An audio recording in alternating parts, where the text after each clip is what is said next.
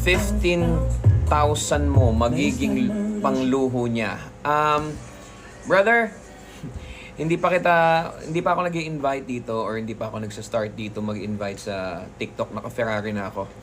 Hindi pa ako nag-announce sa TikTok na pwede kang kumita ng kinikita ko kahit nasan parte ka ng mundo.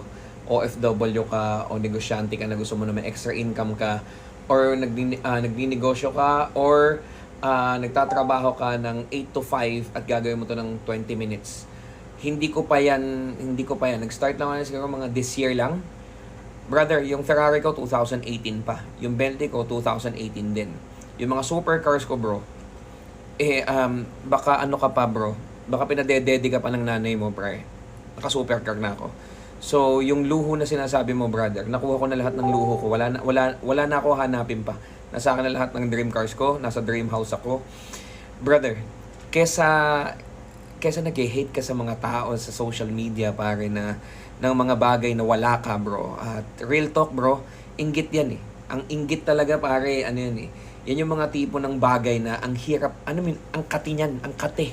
Diba? Yung mga tipo na, shit, ba't meron siya nun, ba't kami wala? Dahil hindi ko kasalanan, brother. Kung maraming tao ang gusto rin umangat yung buhay, you'll never know that. Hindi mo alam yan. Kaya yung mga tao, ako nag-OFW ako, 8 years ako nagtrabaho, you will never understand. I'm a dad, tatay ako, asawa ko, anak ako. Nabigyan ko ng magandang buhay ang pamilya ko, ang asawa ko, mga magulang ko. Nakapag-retiro ko ng maaga.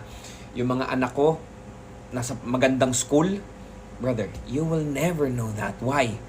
Kasi you're a nobody, man. You're a nobody. Why?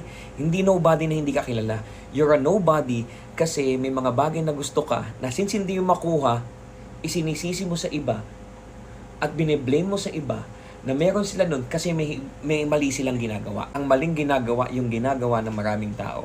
They keep hating something they don't understand. English yun, pre. Di ba?